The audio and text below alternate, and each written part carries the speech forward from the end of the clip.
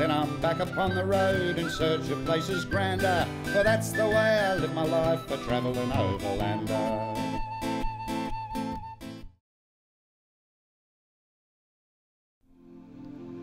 I felt really privileged to not only have met Bob Brown, but to also have had access to both his private photo collection and archival footage from the Wilderness Society's collection.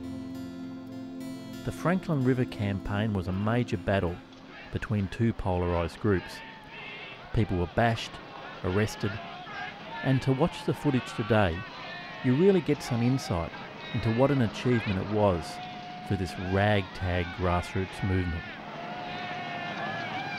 Here, the commitment of the protesters to non-violent action is sorely tested.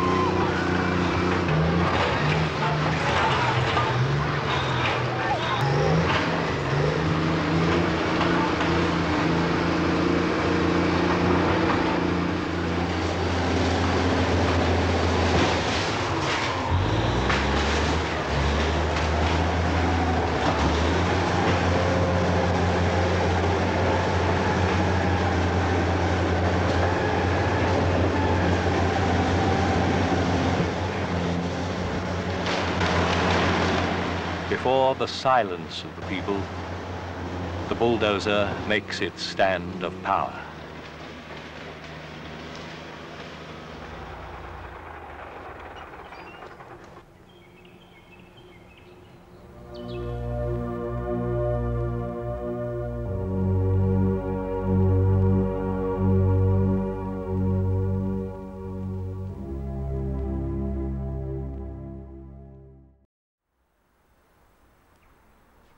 A modern-day conservation concern in Tasmania is the appearance of an incurable facial tumour cancer in the wild Tasmanian devil population.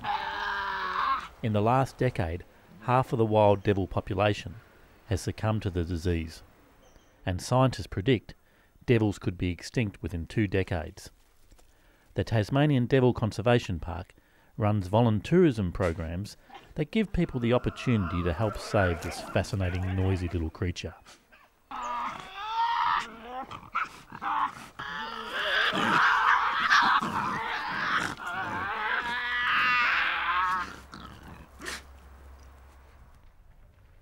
I next visit Port Arthur, one of early Tasmania's most brutal convict colonies.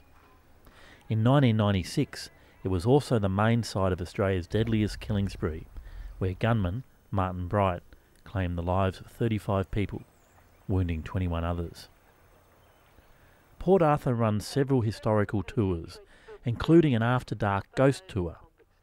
I spoke with guide Laura Leeworthy about her experience working at Port Arthur. I've been a guide here at Port Arthur for about 2.5 years, and probably one of the best things about the job is being able to interact with people who are on holidays. they're usually fairly relaxed, just wanting to come through and wanting to be entertained, so I have the opportunity to entertain them. Also, I give them something to take away, and they take away with some of the information that I can give them, and that's actually really, really cool, because a lot of people, they love sharing the information as well, so that's probably one of the best things about the job, is interacting with all these really happy visitors. The basic history of Port Arthur, it started off as a timber camp in 1827. 3 years later, they had it established as a convict station, or a penal station, and it operated for 47 years, between 1830 and 1877. It was an all-male prison, so only male convicts came out here. They were from a very wide age bracket. Some of the oldest convicts we have on record are up around 92. Flip side to the coin, youngest convict on record was 9 years old. So that's a very wide age bracket. At its peak, there were about 1,600 convicts, 400 soldiers, 200 civil officers and their families. There was about 2,200 people here on this 100-acre or 40-hectare settlement. So it would have been a very busy settlement in its heyday. And it's a secondary punishment station. So what this means, convicts would come here for committing a minimum of 2 crimes. It's connected to the fireplace. In the evenings, one of the additional tours is the ghost tour. It's a historic ghost tour. It goes for about an hour and a half. And it sort of looks at the supernatural side of Port Arthur. Some of the unusual things that have occurred here, and they date right back to the 1870s, right through to today. So it's a big range, or big spectrum for the supernatural to occur here. On these tours, people experience a lot of different things. You don't just see a ghost. You might hear something, touch something, smell something. So it's a whole range of senses. So you tend to find that ghost is an umbrella term for this range of experiences.